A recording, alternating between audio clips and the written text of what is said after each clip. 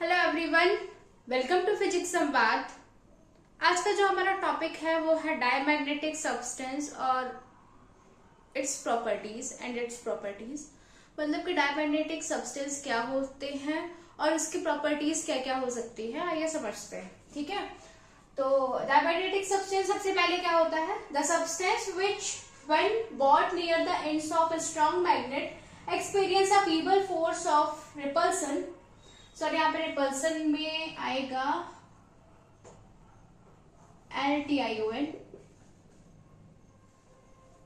Repulsion are called diamagnetic substance like bismuth, zinc, copper. ऐसा बोल रहा है कि जब आप किसी स्ट्रॉन्ग मैग्नेट के पास या फिर नियर कोई आप मैग्नेटिक सब्सटेंस लाते हैं, ठीक है, तो वो एक फोर्स या फिर आप फोर्स ऑफ रिपल्सन फील करता है या फिर रिपल्सिव फोर्स फील करता है, उसे आप क्या बोलते हैं? उसे आप बोलते हैं डायमैग्नेटिक सब्सटेंस।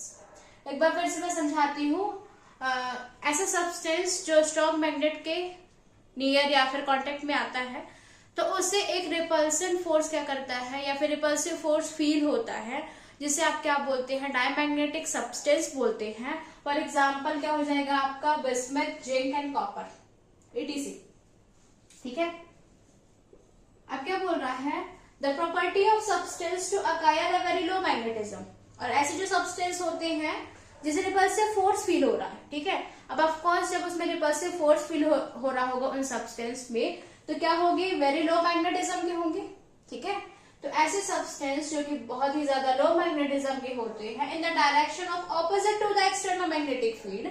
ठीक है, क्या होते हैं? एक्सटर्नल मैग्नेटिक फील्ड के डायरेक्शन के ऑपोजिट होते हैं, उसे आप क्या बोलते हैं? डायमैग्नेटिज्म बोलते हैं। ठीक है, एक बार फिर से मैं बता रही हूँ।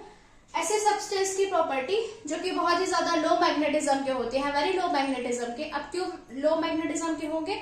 ऑफकोर्स जब वो स्ट्रॉन्ग मैग्नेट के कांटेक्ट में आएगा और उन्हें रिपल्सिव फोर्स फील हो रहा है, इट मींस कि वो लो मैग्नेटिज्म के हैं। ठीक है, तो जो लो मैग्नेटिज्म के होते हैं और क्या होते हैं? In direction of opposite to the external magnetic field, और उसकी जो डायरेक्शन होगी वो मैग्नेटिक फील्ड के ऑपोजिट होगी, ऑपोजिट डायरेक्शन में होगी, उसे आप क्या बोलेंगे? डायमैग्नेटिज्म बोलेंगे। ठीक है, अब इसकी कुछ प्रॉपर्टीज है जिसे हम डिस्कस करेंगे। हमने डायमैग्नेटिक सब्सटेंस की डेफिनेशन को कर लिया था, अब इसकी कुछ प्रॉपर्टीज है, आइए उसे देखते हैं।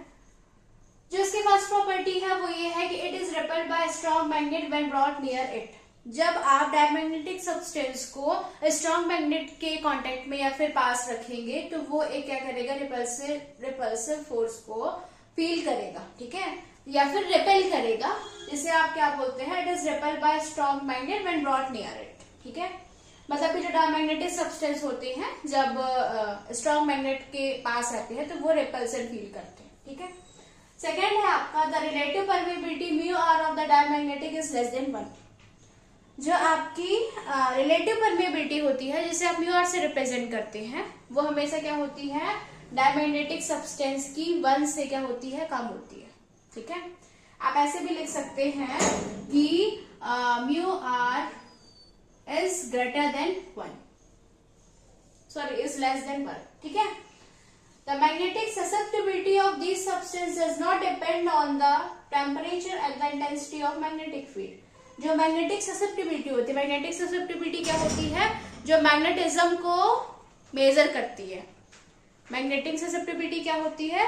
जो मैग्नेटिज्म को क्या करती है? मेजर करती है। ठीक है, तो क्या बोल रहा है ये कि द मैग्नेटिक ससेप्टिबिलिटी जो होती है इस सब्सटेंस की, वो किस पे डिपेंड नहीं करती है?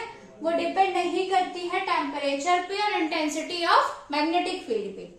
जो मैग्नेटिक ससेप्टिबिलिटी होती है किसी भी सब्सटेंस की, डायमैग्नेटिक सब्सटेंस की, वो टेम्परेचर और मैग्नेटिक फील्ड पर डिपेंड नहीं करती है। ठीक है, फोर्थ वन है आपका the magnetic susceptibility of these substances is negative। for example bismuth is -1.4 into 10 की पावर -6।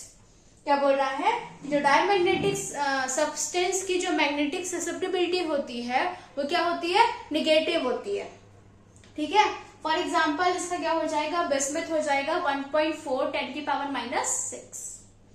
आई होप कि आपको समझ आया होगा कल हम पैरामैग्नेटिक एंड फेरोमैग्नेटिक की definition as well as properties को करेंगे. Okay, thank you.